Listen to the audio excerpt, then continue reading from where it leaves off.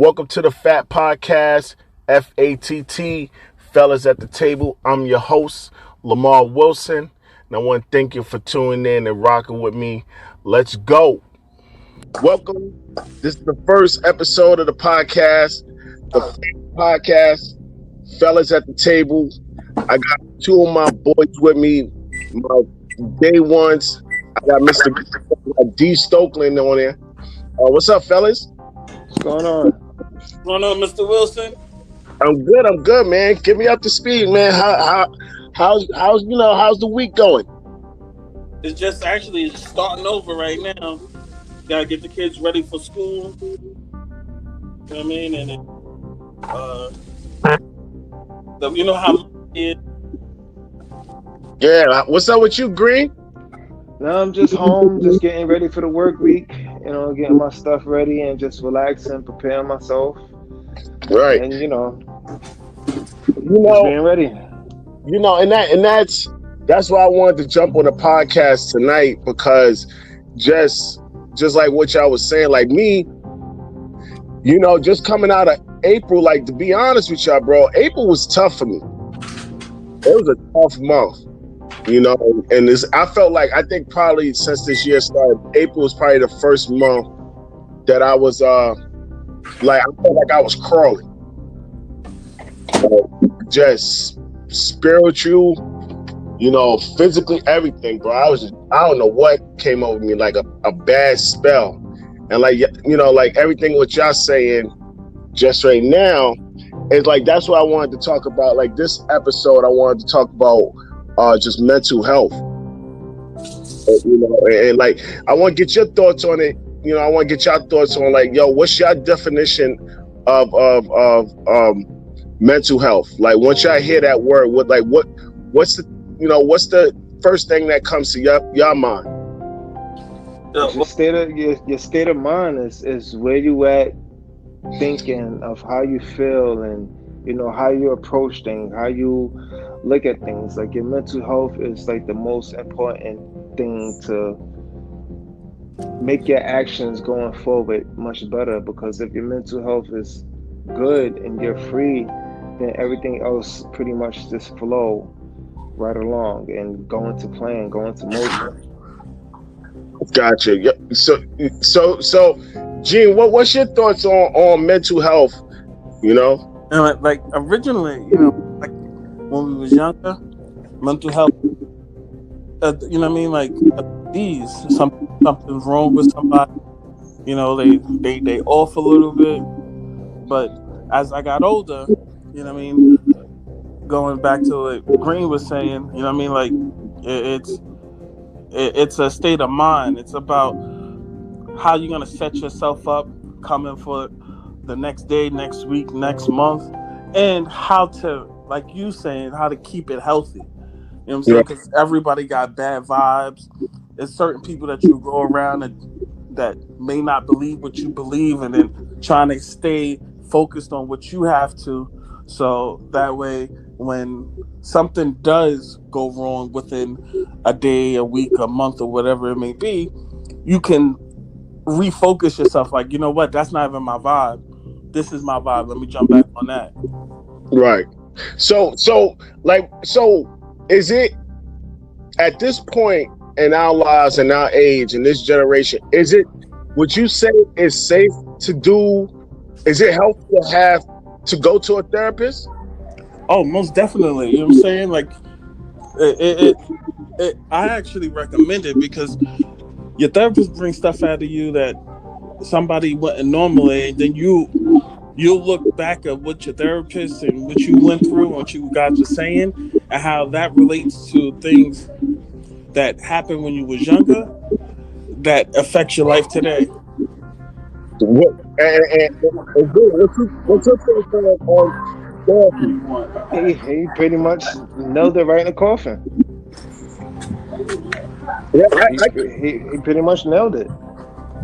I think I agree with y'all, because I think that, like, when we were growing up, if you went to a therapist, it was something like, you was like, oh, like, we thought, hey, you was stupid, like, or you was like really a troubled kid, or like something was off about you, And I think like now, I think us men, I think we're entering into stuff that we just like we're entering into stuff that we dealt with when we were teenagers.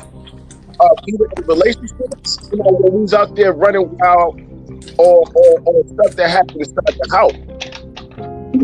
That like we just couldn't adjust because we wasn't at that age, and some of that stuff we just brought into our own home, and our own. Now we created this life that we put a band-aid on when we were kids, and now we're still dealing with it. So how do you deal with that in a sense, in a way that someone that's going through something and they like, yo, I hear you, but I'm still dealing with this right now. Like, how do I get to that point where I'm mentally satisfied? The crazy part is that me and my wife, we was actually just talking about it. Like, you know what I mean? Like, we all grew up together. You know what I mean? It's weird because I'm the opposite of you, Lamar. Like, you had your moms in the household. You know what I'm saying? Your pops in and out. And because and then I had my dad in my household, but my mom in and out. You know what I mean? But because we you know what I mean, we didn't have a full family, mom and a dad in the household, it affects the way our relationships work today. And you know what I mean, with our kids. You know what I mean? So in our marriages, because you sit back and you be like, yo, is marriage really supposed to be this hard? But guess what? We don't know because we didn't have the models in front of us to show us, to tell us like. Well, let's stay there because Green had his pops and his mom. Shouts to the Greens. So Boo, for everybody that knows, like if we call him Boo, nobody knows why we call him Boo. So we're not just calling a guy Boo. That's his name. His mom. So Boo, take us to that area in your life where you grown up with both parents inside the projects. And for my people that don't know, I say housing, but growing up in the projects with a 2-parent background, with friends that don't have that. Like, take us through that. Well, it's a great experience, so you can know how the fathers treat the mother and how the mother treat the father. What marriages go through, the ups and downs, the ins and outs, the good times, the hard times, the bad times. But at the end of the day, it's about two people that's fighting to make things work. So growing up, seeing my parents go through that is definitely something that I would love to have as well whenever the time is right for me to get married. I would know how to treat my kids. I would know what the experience of marriage be like because of what my mother and father went through, and the good times, the bad times, and how they pull it together and still stuck by each other. As far as living in the projects, that wasn't my choice of living, but I am glad that I came from there because it comes from the toughest part of living to growing up to a better part of living. So it was great. And shout out to your pops and your mom because they're still married, and like I think where we from, we from Astoria projects, and that's not normal, bro. Like that's just not normal for what we seen. Like it was more normal to say I live with my mom, my dad's not there. Or I live with my dad, my mom's not there. Or I live with my grandma or my grandpa because my parents not there.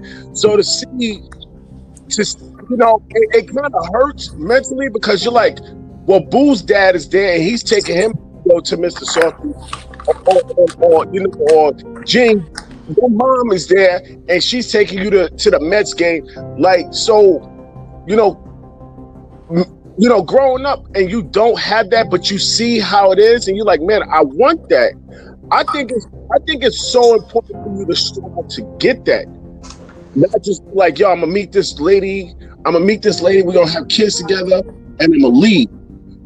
But because if you look at it like that, you just in a cycle. You're breaking this cycle. You're repeating a cycle. You know, Sorry. if I seen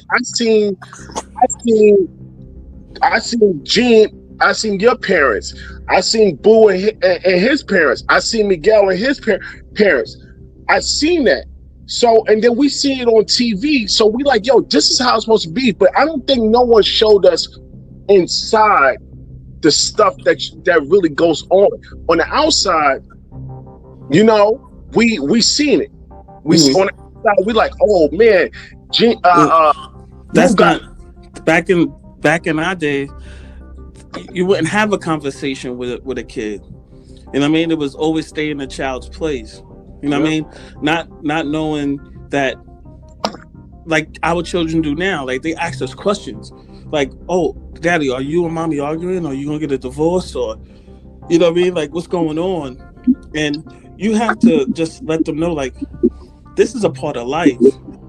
You're gonna have ups, you're gonna have downs, you're gonna have happy moments, you're gonna have sad moments, but you have to relay those kind of conversations to your kids to let them know, like, listen, life is not sweet. Us as parents, we may make it look sweet and easy, just like our parents did. Right. Even though we grew up in the projects, we never wanted, you know what I mean? Like for Christmas, we got Nintendos and we got Genesis, you know what I mean? And then we turn around and we go into school and we got on Jordans on our feet because that's what our parents did to display, like, listen, you're gonna be good, I'm gonna make sure you're good. But as far as the mental health aspect of it, you know what I mean, like being in a marriage now, I'm like, damn, was it really this hard for my mom and my dad? But Jim, your question, hold on, let me play devil's advocate. Is it healthy to substitute a question with a gift? Oh, hell no, because you never want to get, because that's rewarding. You know what I mean? You don't want to reward anything to your children or even to yourself, and you didn't answer the question. Like the whole point is to answer the question in a way that the kids can understand, and to let them know like everything's gonna be okay at the same time. You know, because you can because like our parents did with us. What? Shut up, stay in the child's place, and then the next day, y'all want to go outside for some ice cream, or like you said, Mr. Softy's down the block. But meanwhile, like, what? You never answered my question. Are you and Mommy gonna be okay? You know what I mean? Or are we gonna be okay? Are we still gonna be a family? You know what I mean? Are we at a point where our parents didn't, like, Boo, you watched your parent, you grew up close to your parent. Did you watch your father apologize to your mom for just whatever, we don't know what went on, but have you seen it where, like, is it common for a man?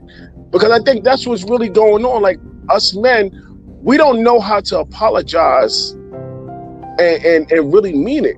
And I could be wrong, but like, do we really know what we apologizing for, or are we just saying sorry? Because I never seen it. I seen, you know, the majority of in my household, I seen a lot of violence. I seen a lot of, you know, this person is wrong, and it was like they never said sorry. They just said they substituted the sorry with, you hungry?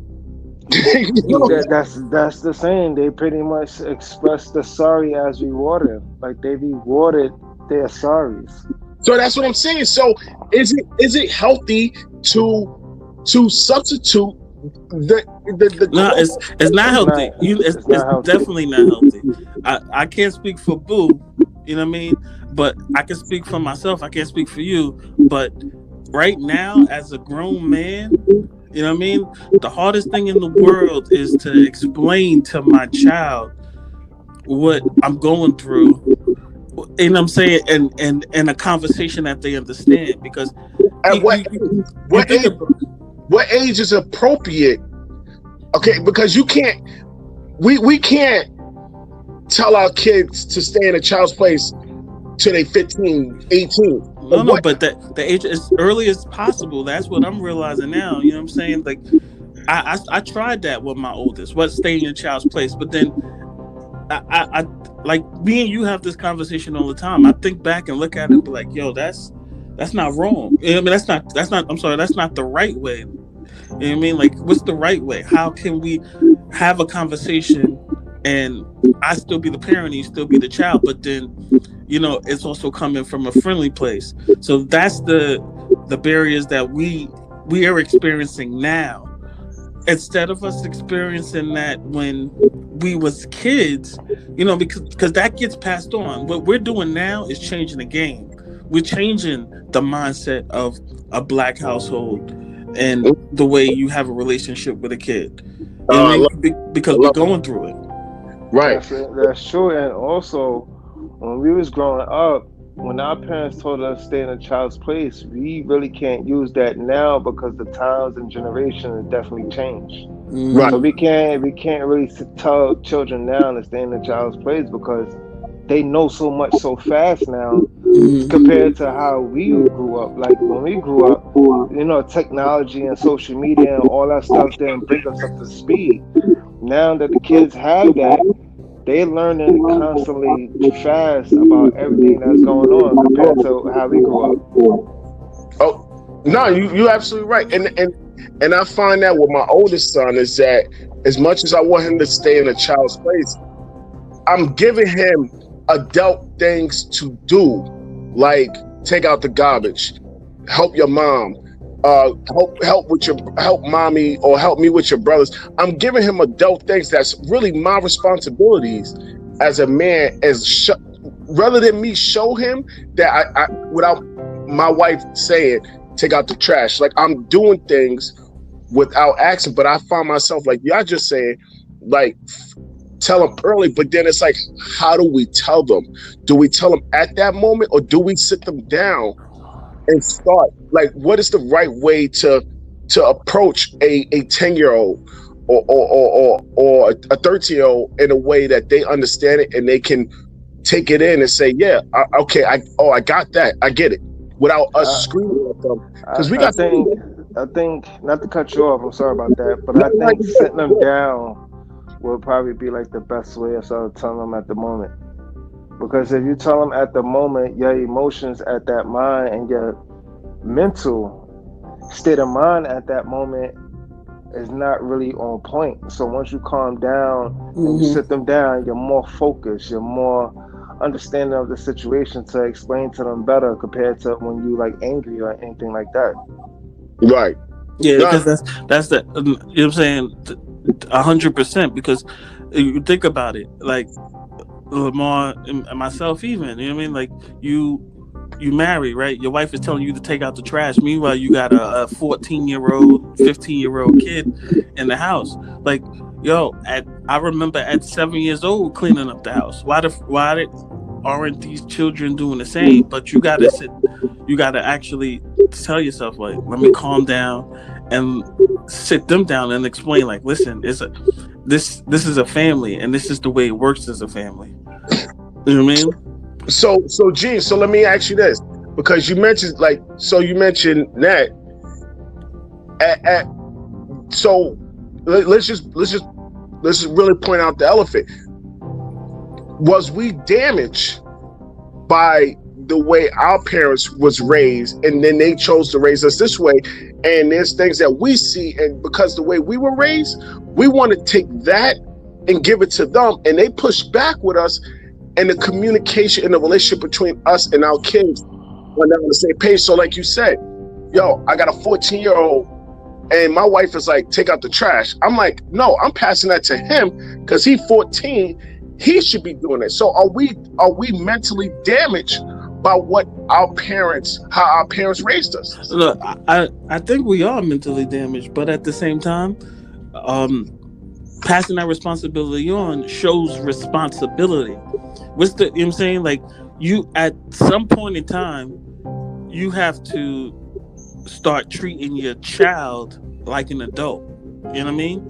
And giving them adult responsibilities. You can't Guess what? At 22, you're an adult. You're no longer a child. But if you still treating a 22-year-old like you would treat a 10-year-old, something Right, is wrong.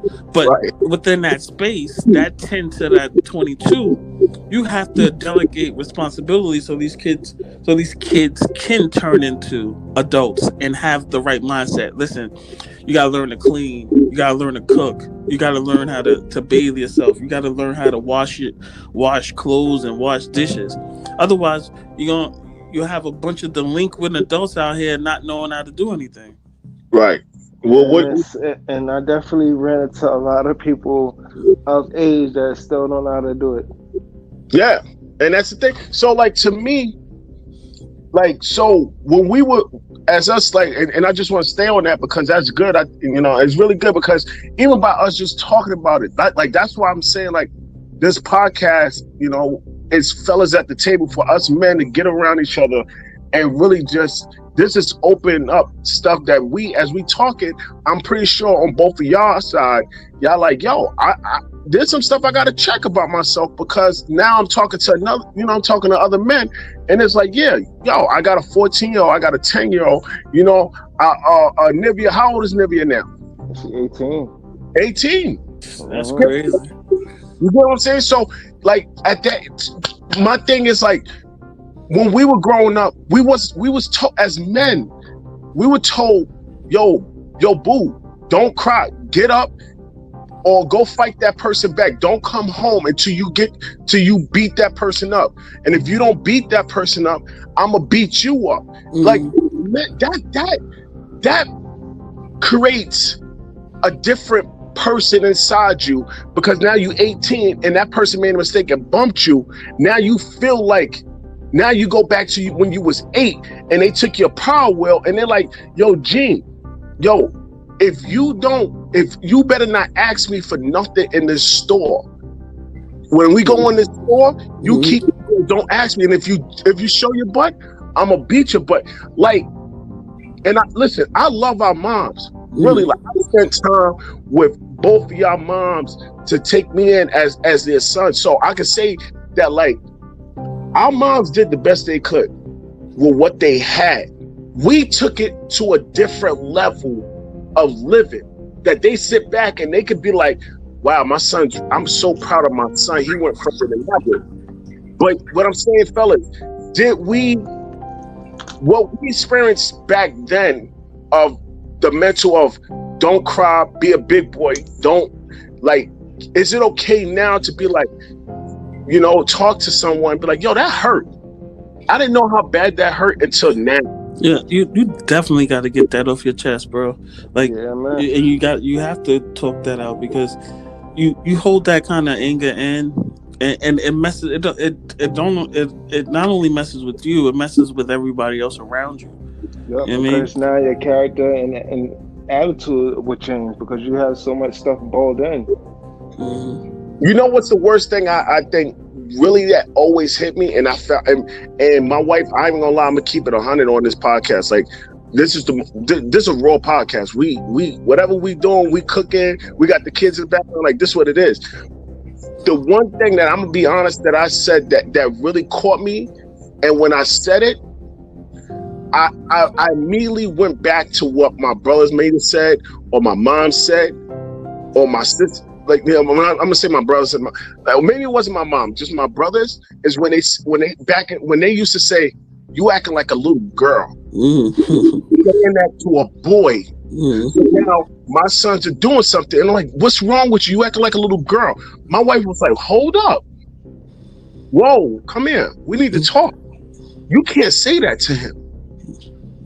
You can't do that to him. Not you putting that in his head." That a man is supposed to be a certain way. And she had to chat me about that because I'm like, yo, oh snap! Like, I really said that to my son, and I was like, and that's when it opened up that dialogue of me and my wife talking about it. I'm like, yo, I said that, and it just naturally came out. And she was like, yo, where did that come from? And I was like, my childhood. And she was like, yo, you gotta unlearn and relearn and start over no matter what age. And I was like, ooh.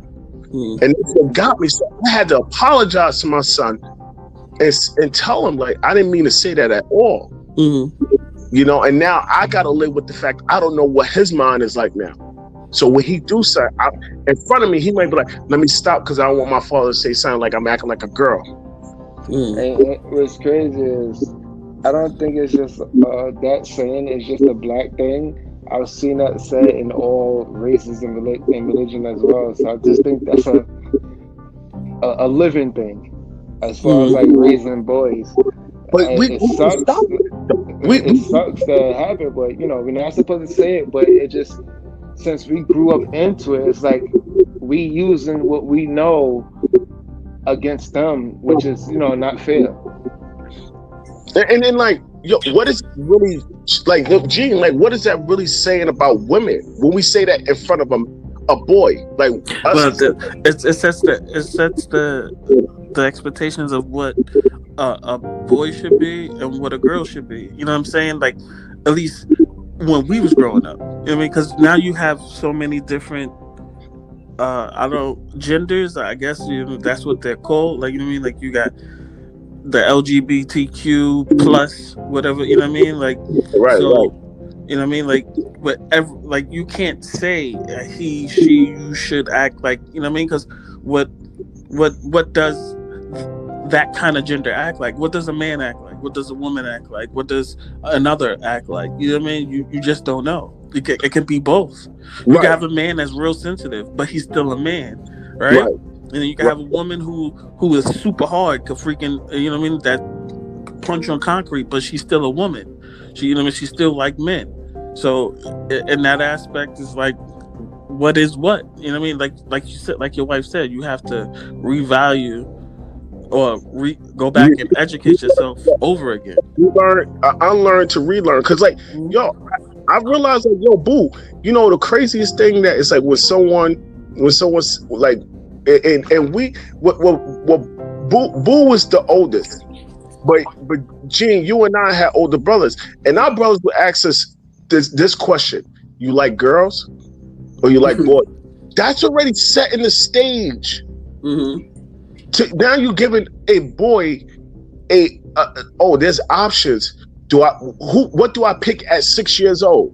At 8 years old, what do I pick? I like boys. Oh, your brother's, GAY.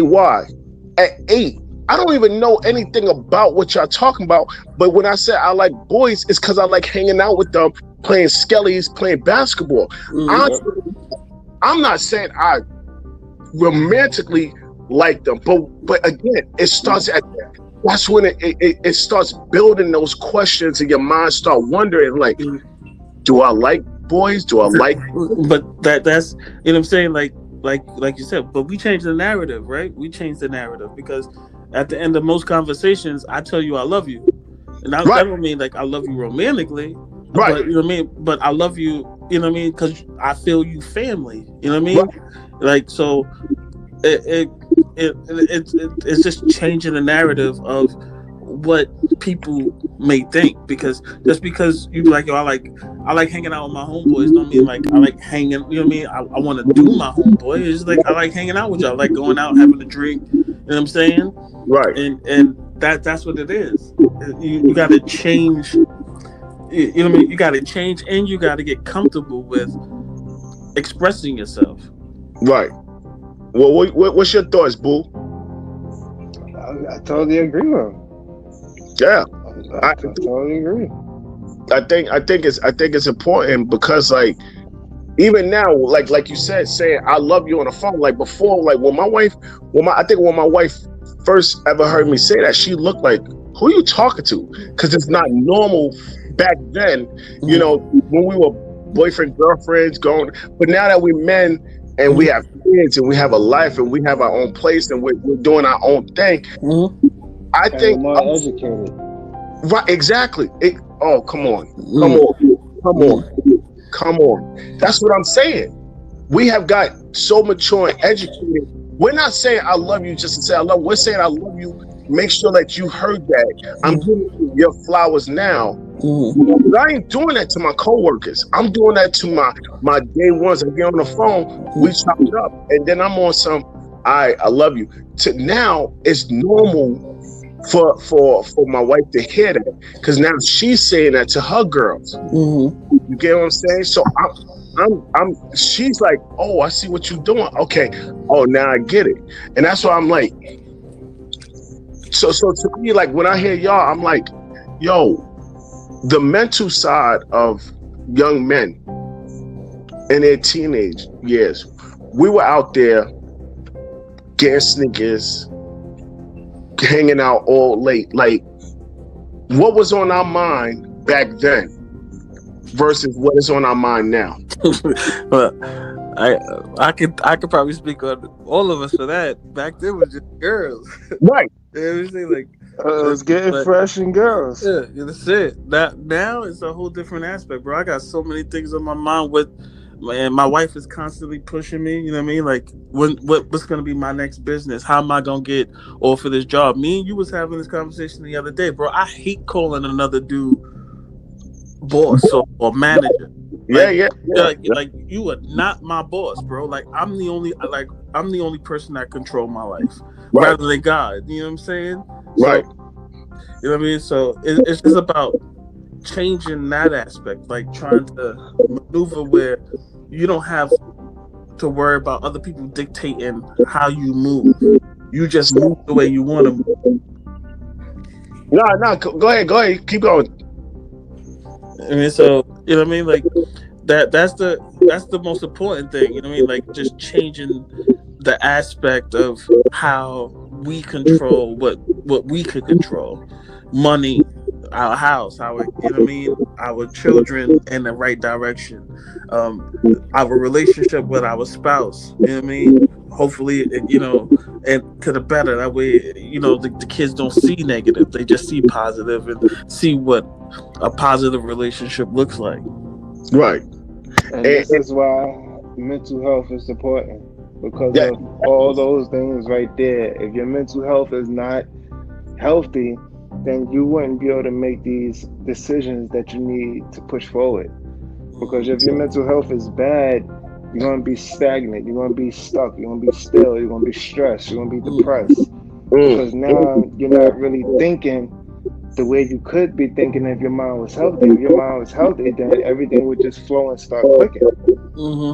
So how do we get there? How do, you know, somebody right now, they're listening to this, and we're pointing out we're pointing out the problem. So like, what can you say? What are some things that can help a young man right now that is stuck, that is stagnant in life with what they're dealing with? Well, for me, like, and I'm still learn how to have a proper conversation. You know what I mean? Like, because I'm still learning that right now. Like when I'm having a conversation and I feel like I'm being attacked, I shut down. Right. I just won't say nothing. I don't want to say anything. I don't want you to say nothing to me. I don't want to say nothing to you, because at the same time, I'm also afraid if I say something, it's gonna be disrespectful, or you know what I mean, or like you guys were saying, like not man enough. But G, is that coming from you shutting down and getting quiet? Is that the effect of how it was growing up? Oh yeah, because it was like, you know, you wasn't allowed to say anything. Like our parents was like, "What? Shut up!" Like you said, your brothers, which is like my brothers, was like, if you was to come to your brother and be like, "Yo, this girl just broke my heart," like, "What? Shut up, man!" Get punched in the chest. Yo, give this dude a wedgie. Remember how many times we got wedgied and hung up on the door by our brothers because they was like, "Yo, you're not being a man." You know what I'm saying? So, but it's nowadays it's like you go back to that, like you said, you go back to that, like, yo, they told me to shut up, don't say nothing, just move on. But guess what? You can't move on, because the person that you're having a conversation with is the person that you plan on spending the rest of your life with. It's just hard to have that conversation outright right then and there. I think because you got to learn it. I think it's general though. I don't think it's just spending the you know with a spouse. I think in general, because you could be at work and still don't know how to communicate. Mm-hmm. I know corporate people that just don't know how to communicate with people, but Mm-hmm. they just got a corporate job. Mm-hmm. Like so, Boo, what have got you to a point, because you are a very, very successful photographer. Is that the term? Is that the photographer? photographer? I can never say it. You're extremely successful. You have taken and I just want to just, I know we coming close to the time, but I wanted just to point out that you had a it wasn't even with the 2-parent background. You have had your bumps, high bumps. I'm not speed bump. I'm talking high bumps. And I watched you say, I think it was like 12 o'clock in the afternoon one day, and said, I'm gonna go buy a camera and then turn that camera into this, this amazing empire of, women that you're taking pictures of. They're being put in magazines and published, and in the news. Fox News love you, love your work. Like, no. So what has from where you was before to now? Like, what was success that helped you? Well, my flaws. It's cleaning up my flaws. Once you study your past and the people around you, and you just hear the things that they didn't like about you, and the things that you heard from the past relationships that you've been through, and you just study like the complaints that you got. Once you clean up your flaws, it'll definitely help you mentally, and you can be able to change everything going present to forward. But as far as with the photography, it definitely opened me up to a different person compared to who I was before I was a photographer. Before I was a photographer, I was just like this very fun, shy person that, like to have fun. But once I got into photography, it helped me communicate. It helped me, be more social than compared to where I was before. If anybody walked past me, I was more like, I only speak when I'm spoken to. Other than that, I would be like the quiet one in the corner. Now, since I've been in photography and I'm talking to people constantly, now I talk to anybody on any given moment. Right. And I think that, and much success for you, because I love all your facts, bro. Somebody, and that's the thing, and before I jump onto that, I'm gonna just say this. For me, where I was and where I'm at, the number one thing that really got me mature and educated is my patience to understand and learn something, and know like that was different. And I think that once you master patience, you master your flaws, and you master of just understanding where you come from and not where you're going. Like, I think that helps your mental, like, ease some of the stuff that you put band-aids on. And that's why. So, like, to me, I know we're about to jump off this, but what I really wanted to touch on just quick: how important it is to have positive mental health in a relationship. And I've had enough time to jump on this, and we might have to do this. Yeah, like you brought that up. You brought that up at the end, bro. But that could definitely be part two. Yeah. So let's hold that off. But I definitely want, I definitely thank y'all for just jumping on the podcast. We definitely gonna get the video one together. But I think if you take anything from this episode, take that, like, your final destination, like your current situation is not your destination. It's not. You're gonna constantly grow. You're gonna constantly improve, and with knowing that, know how to communicate better to get your mental health right. Because mental health is just about communication. Right. And that's where, and it's really just the way you think, you know. And before we jump off this, we got a sponsor for this podcast. It's ABW Insurance. That's A as in Apple, B as in Boy, W as in Wilson Insurance. Right now, what's Instagram? ABW Insurance. If you're looking for insurance for your car, for your house, for your kids, for yourself, big low income people find insurance. You cannot be walking out here with no insurance. You have to have insurance. If you can have insurance on your car, you need insurance on your life. You need insurance on your spouse, your kids. It's when you leave, don't leave a bill. So, guys, go on Instagram. This podcast is sponsored by ABW Insurance. So, like, fellas, like, we're about to jump off this, and like, I think this is really good, man. Yeah, this is definitely a good convo. We got to pick this up again next week. Yeah, you know, we're definitely gonna go into part 2, because I think relationship mental health is I mean, well, that's a whole beast on its own. Yeah. So let's pick this back up next week. Thank you. Love y'all. Love you too, bro. You too, bro. Listen to the Fat Podcast, fellas at the table. I'll see you next week. Peace. Peace. Peace.